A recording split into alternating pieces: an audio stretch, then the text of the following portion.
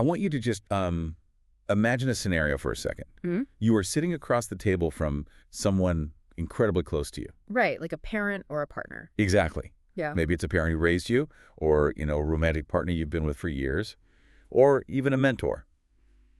And the lighting is soft, the mood feels really serious, but like intimate. Setting the stage for a big emotional moment. Yeah.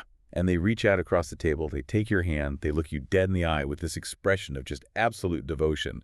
And they say, as long as you're happy, that's all that matters to me.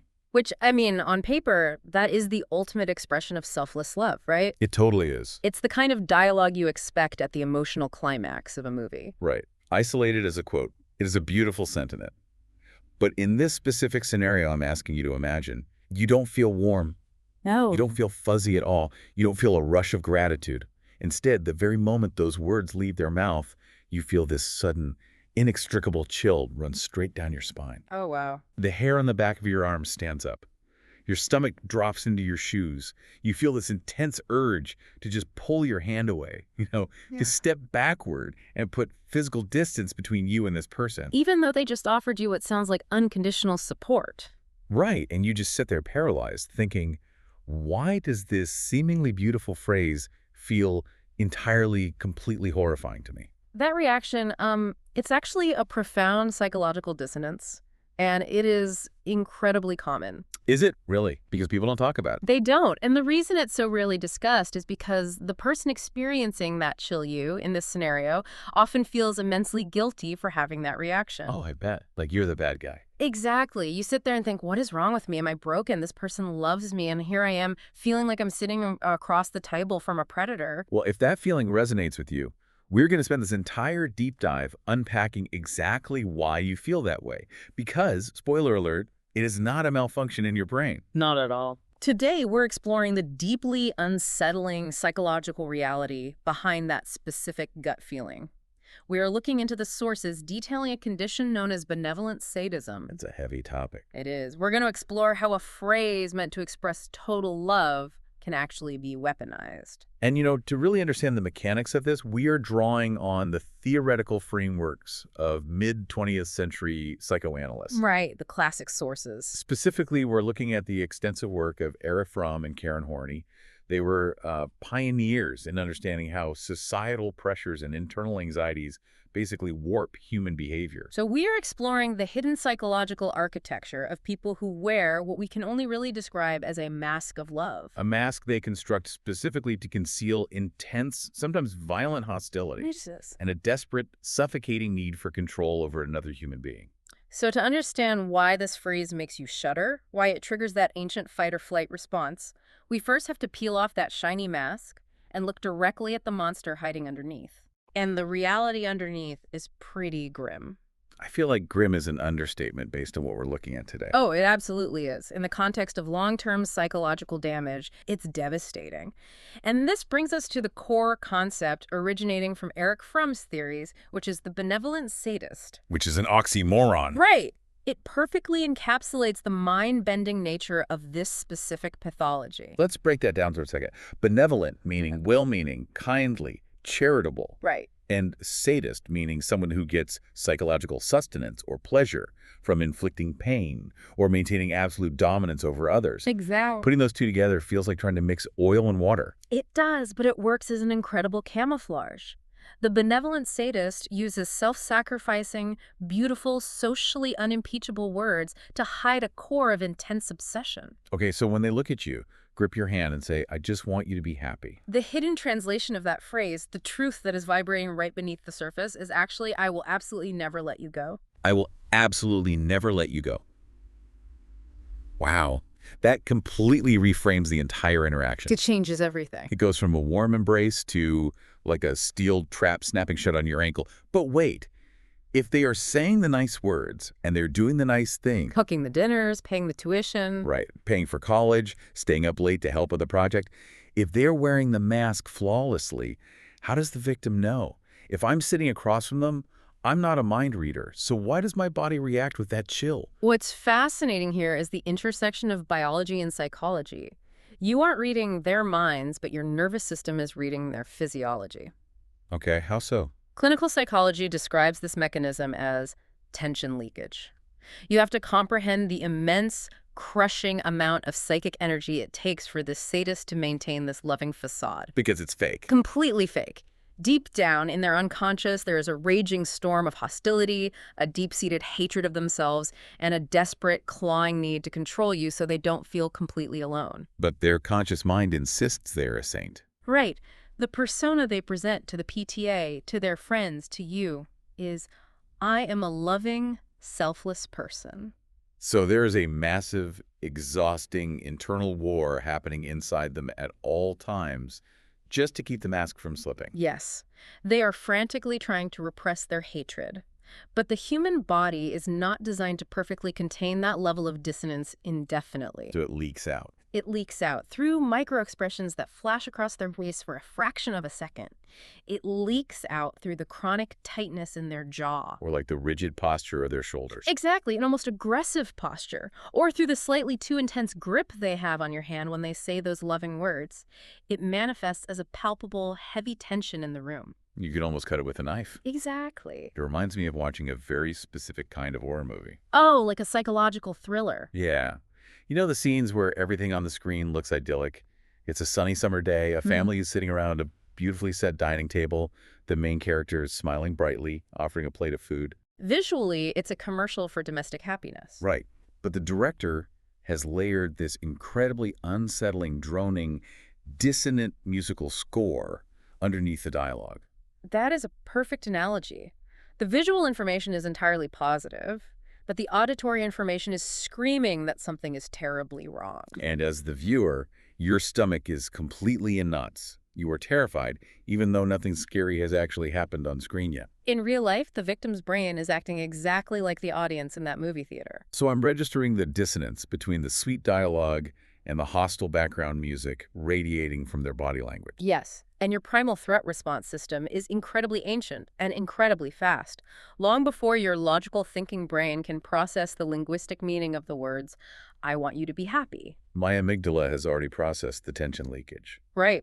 Your autonomic nervous system is analyzing those microexpressions. It concludes, wait, the words say safe, but the physical cues say predator. Sound the alarm. So that chill down your spine is the physical manifestation of your body detecting a hidden threat. Before your conscious mind has even identified it. Wow.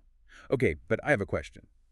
If we are dealing with a sadist, someone who is fundamentally hostile and wants to dominate their victim, my logical assumption would be that they want their victim to be weak. That's what most people think, yes. Right, like if I want to control someone, I want them to fail, to have no money, to be completely pathetic and dependent on me. But the clinical literature points out something entirely different, right? Yes, and this is a crucial distinction in Frum's analysis. It is exactly what makes this specific brand of sadism so difficult to identify for outside observers. Because it's counterintuitive. Very. The benevolent sadist actually wants their possession, meaning the victim, whether that's their child, their spouse, or a subordinate, to be highly successful. Wait, really? They actively want them to be wealthy, to have high social status, to be admired by the community. But if they are sadists who want absolute control, shouldn't they want the person to fail?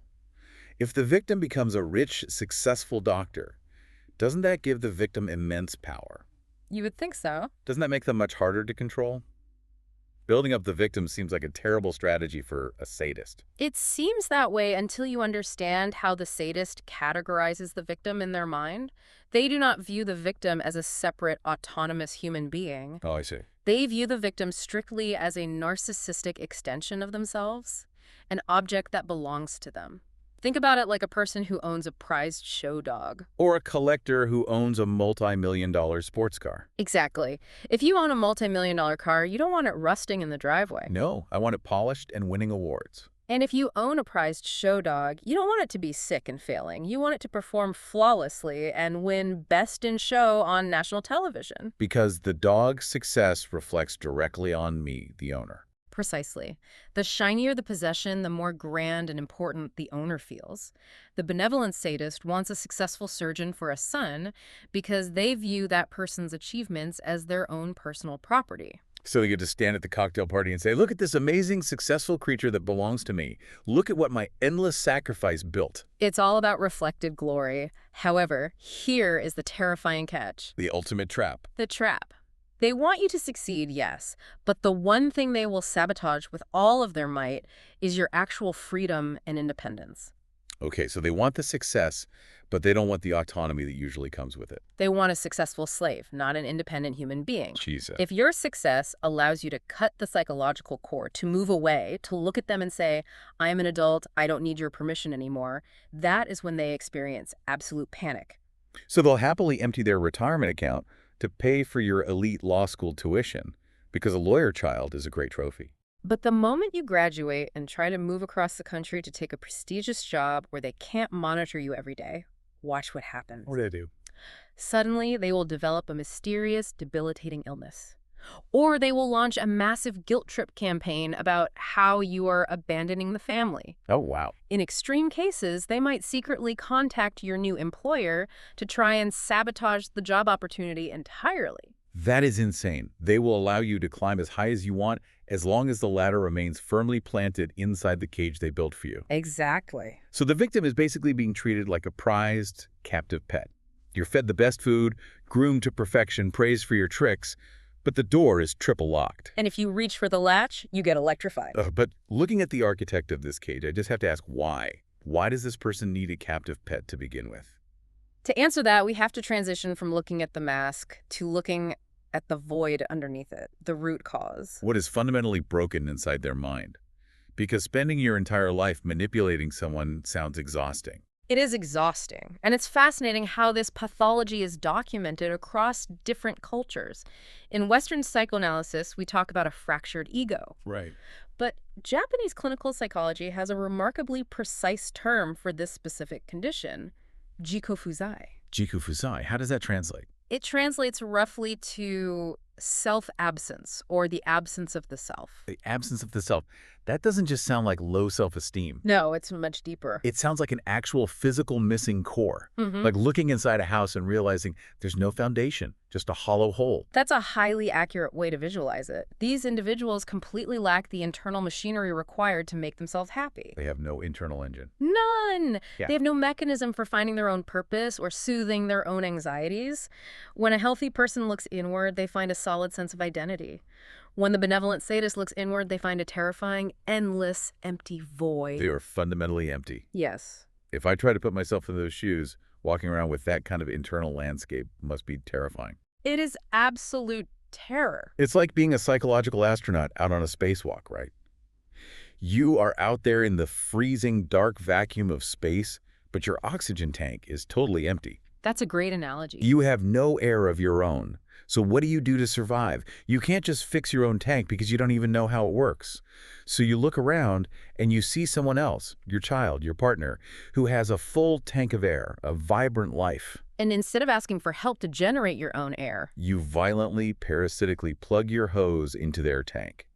And while you are slowly draining their life force just to keep yourself breathing, you pat them on the head, adjust their helmet, and whisper, I'm just holding this hose so you don't float away. I'm doing this to keep you safe.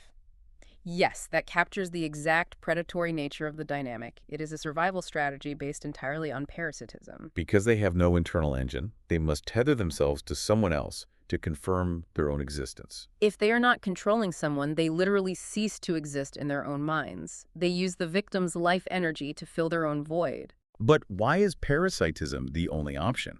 Why can't they just go to therapy, read a book on self-discovery, do some deep introspection, and build their own identity like the rest of us do? Because facing your own internal flaws, acknowledging your profound emptiness, and doing the agonizing work to change yourself is incredibly painful. It's hard work. The psychoanalytic literature describes this process of genuine self-reflection as an endless work. It is grueling to look in the mirror and admit, I am broken, and it is no one else's responsibility to fix it but mine. It requires immense vulnerability and accountability. which they completely lack. They are terrified of it. They flee from accountability at all costs. And this is where the powerful defense mechanism of projection comes into play. Projection. Okay, how does that work here? If I am empty and full of flaws, but I refuse to look at my flaws because it would destroy my fragile ego, what do? I take all of my internal ugliness and I project it outward onto you. I make them your flaws. Exactly. So instead of fixing themselves, they make the victim their constant, lifelong project. Oh, I see. If the victim is always broken, the sadist always has an excuse for why they can't work on themselves. Yes, this manifests as constant, relentless nitpicking, hypercriticism, and subtle mockery disguised as helpful advice. I'm just trying to help. Right. The benevolent sadist mother will look at her perfectly capable adult child and find something that desperately needs her correction. Oh, your hair is such a mess today. Let me fix it. You always make bad choices with friends. I have to guide you. You're so clumsy in the kitchen, it's a good thing I'm always here to cook for you. Exactly. It's a brilliant, evil little loop.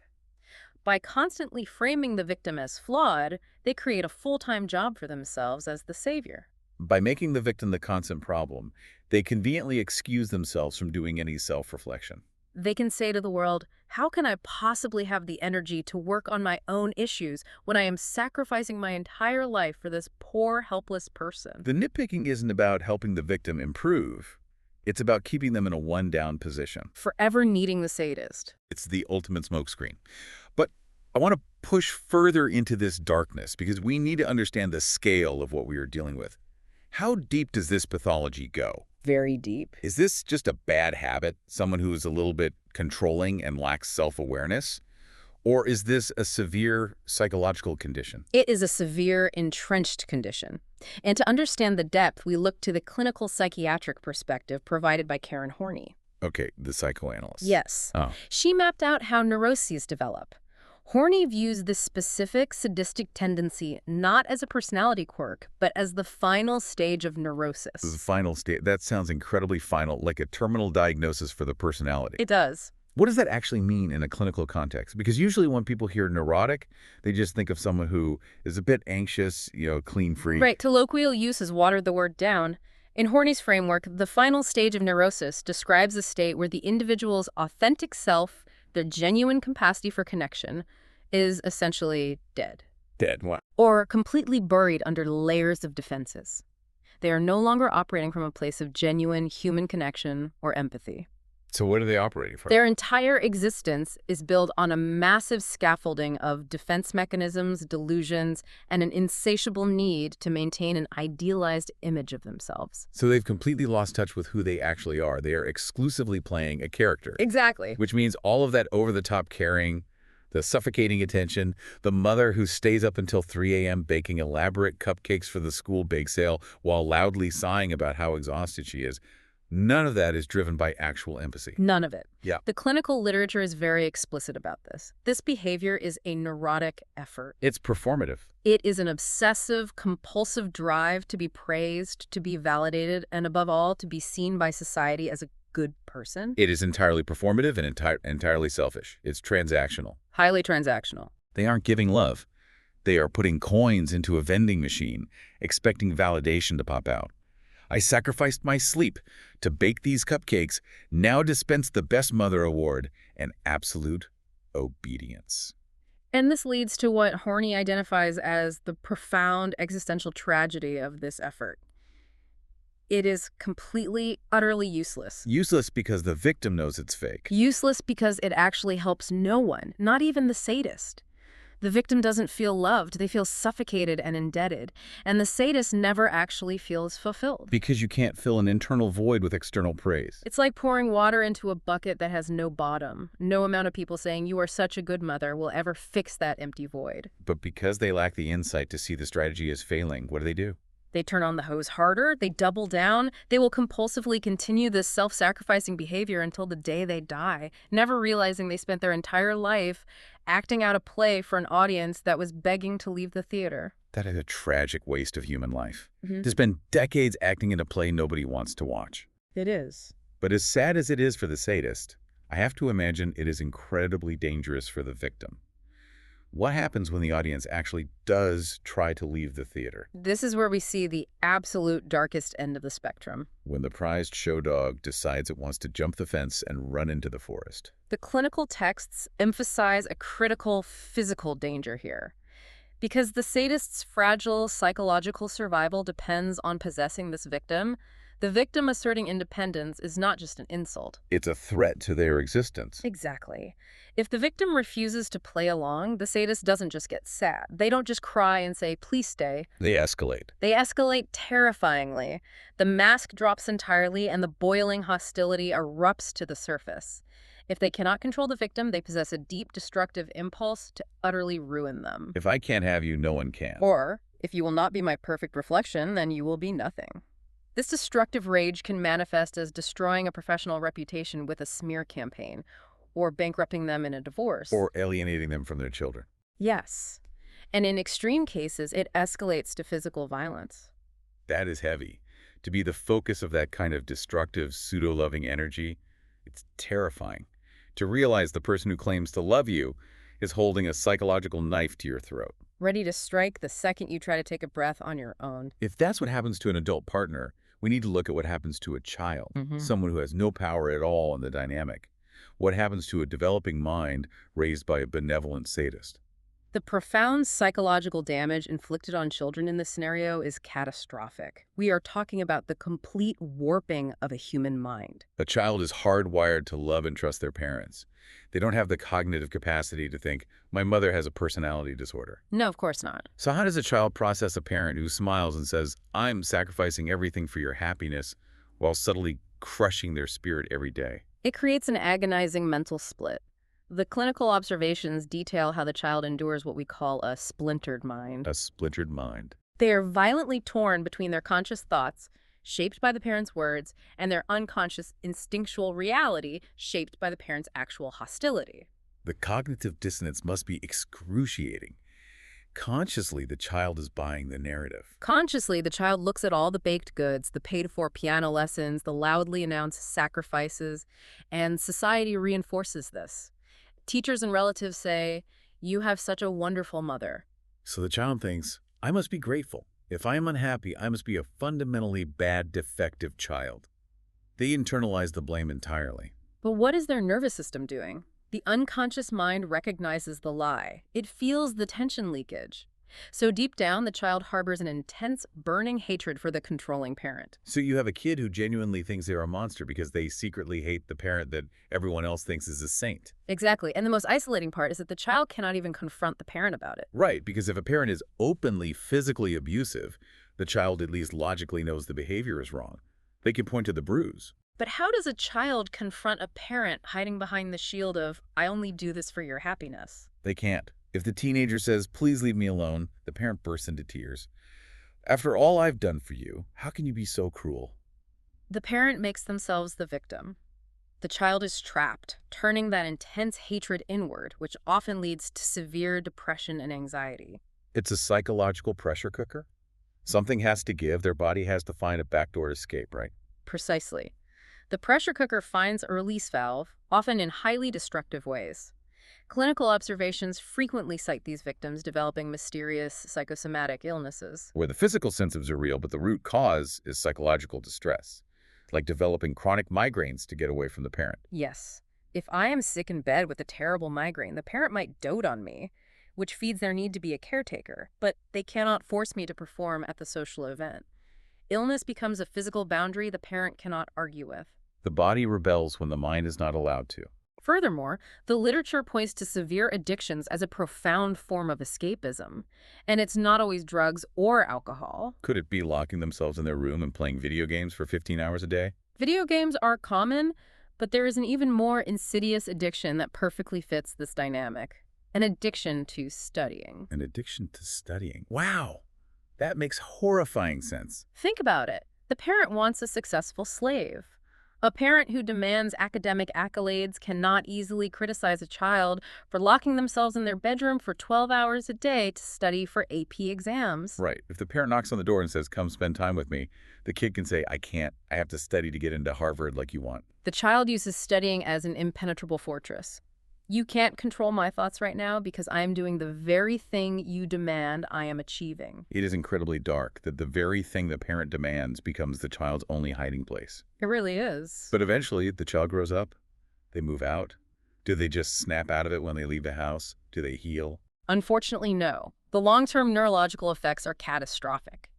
This predatory simulation of care destroys the victor's foundational template for what love is supposed to look like. Because if your template for love was actually a cage, human touch and connection become inherently terrifying. Exactly. If someone in your adult life says, I love you, your brain doesn't translate that as safety. It translates it as, I want to know you. I want to consume you. So you subconsciously push people away. In severe cases, the texts note that the victim may develop a deep, generalized hostility toward all of humanity. They become fundamentally unable to trust anyone's motives. There's a specific phrase from the literature regarding this that really stuck with me. Frozen fear in memory. Yes, frozen fear in memory. This is the ultimate tragic legacy.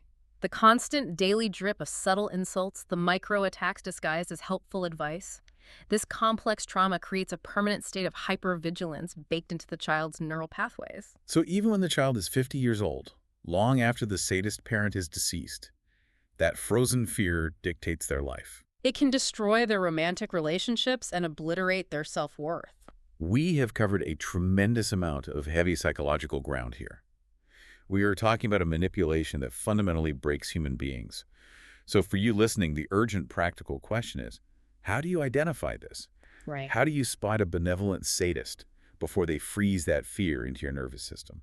Translating this dense clinical theory into observable red flags is crucial for self-protection. And the absolute most important tool brings us back to the scenario we opened with. Trusting the chill. Exactly. Your primary detection tool is your intuition. If someone uses beautiful, self-sacrificing words, I gave up my dreams so you could have yours, but interacting with them consistently leaves you feeling exhausted, physically tense, and unable to relax. You must pay attention to that physical reality, even though society tells us to ignore it. Society says, look at everything your mother does for you. You're being overly sensitive. Do not ignore it. Your nervous system is accurately picking up on their repressed hostility. If a relationship constantly feels like you are walking on eggshells in a dark room filled with invisible tripwires, trust that chill. Okay, trusting the internal feeling is step one. But how do I look past their sweet words to their actual actions?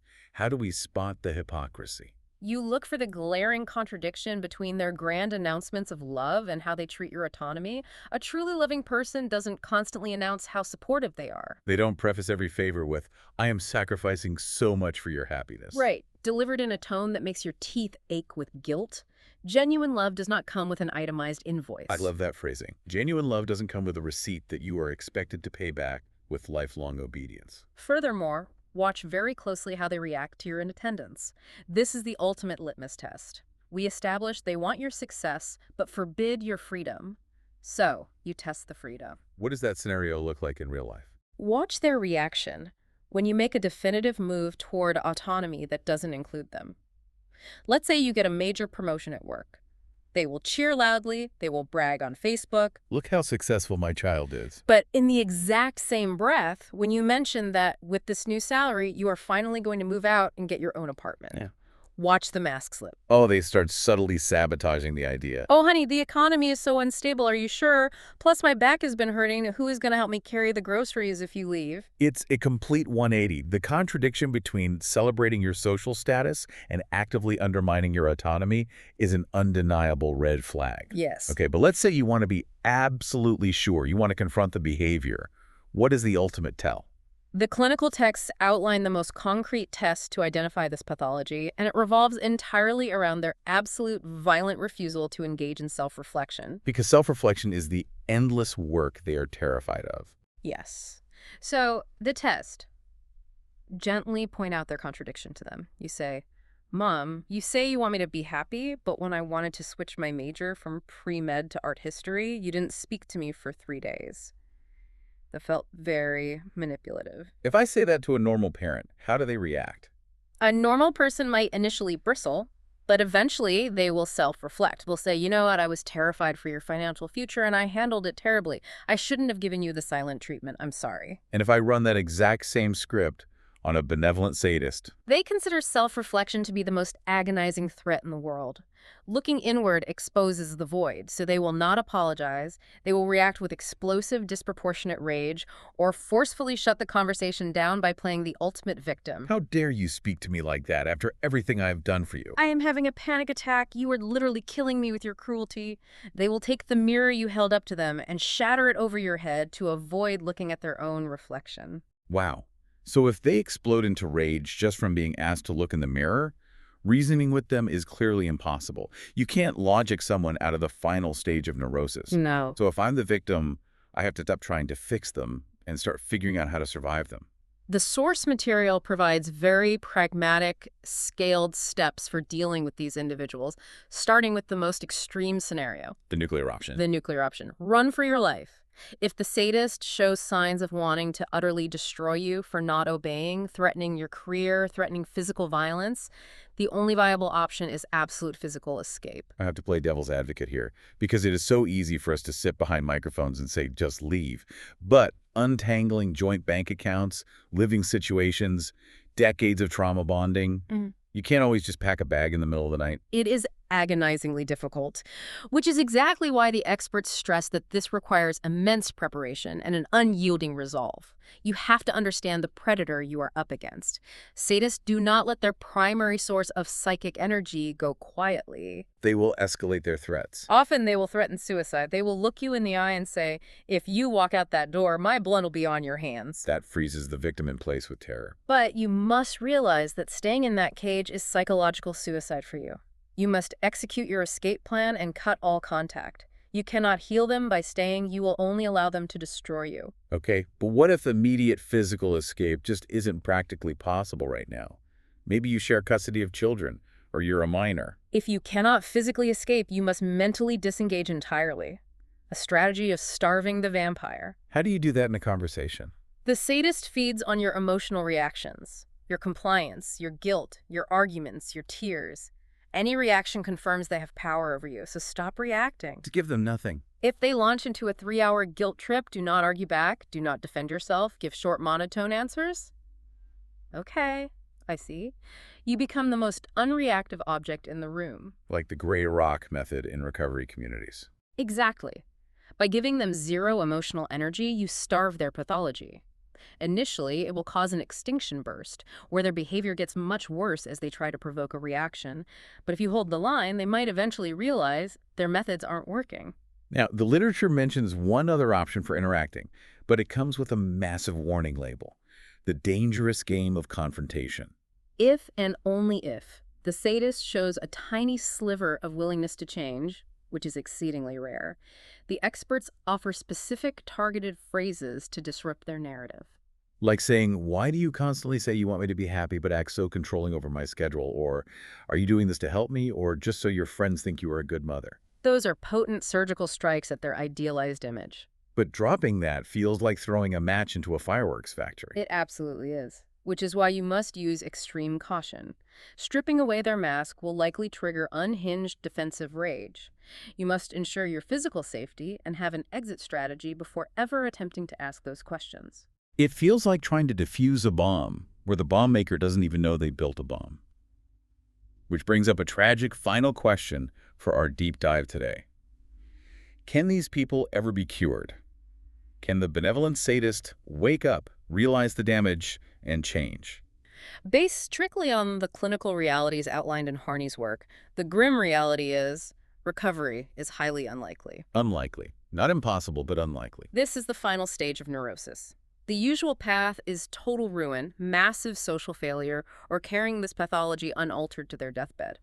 Because the nature of their disease is a violent rejection of self-reflection, they actively fight the only tool that could cure them. So they sit alone in an empty house, wondering why their kids won't visit, believing they are the victim. It's deeply heartbreaking. But is there a narrow path to salvation? What has to happen?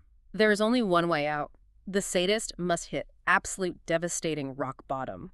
They must reach a point of such profound failure and isolation that their massive structure of defenses finally shatters, a narcissistic collapse. What triggers that epiphany? They have to painfully realize that all their frantic, neurotic efforts, all the fake sacrifices, have been completely, utterly useless. They have to see that instead of winning praise, they've driven everyone away. So the cure begins with the realization of their own futility. Yes. Only when they admit they did it all for their own ego can they begin the true, grueling work of self-repair. So if I want them to get better, what is my role? Your role is understanding what you cannot do. You cannot fix them with your love. You cannot comply your way into making them healthy. Loving them harder only keeps them sick. You can't heal a parasite by giving it more blood. Exactly. The only thing you can do is hold up a cold, unyielding mirror to reality. Tell them your boundaries, show them their manipulation isn't working, and then step back. You have to let them hit the ground, or they will never learn to stand on their own 2 feet. Wow. We have covered incredible, heavy ground today. We started with a phrase that sounds like a warm blanket. I just want you to be happy. And we ended up dissecting a psychological Iron Maiden. It's a dark journey. We've seen how benevolence can be a weaponized mask, rooted in the terrifying emptiness of Jiko Fuzai. And most importantly, we learned how crucial it is to trust your intuition, that chill down your spine, to protect your own psychological freedom. Illuminating these mechanics is the only way to strip manipulative tactics of their power. Awareness is the first step to freedom. Absolutely. And as we wrap up this deep dive, I want to turn to you, the listener, with a final thought to mull over. We spent this entire hour analyzing others, figuring out how to spot this terrifying mask on the people around us. Right. But human nature is complex, and these traits exist on a spectrum. So I want you to think about the last time you went out of your way to do a favor for someone that they didn't really ask for. That's a great question. Was it truly 100% for their happiness? Or was a tiny hidden part of you just desperately hoping they would look at you, validate you, and say, you are such a good person? It's worth asking ourselves in the quiet, honest moments, how often do we try on the mask ourselves? Really gives you something to think about. It does. Thank you so much for joining us on this intense deep dive. Keep questioning the world around you, keep trusting your gut, and we will see you next time.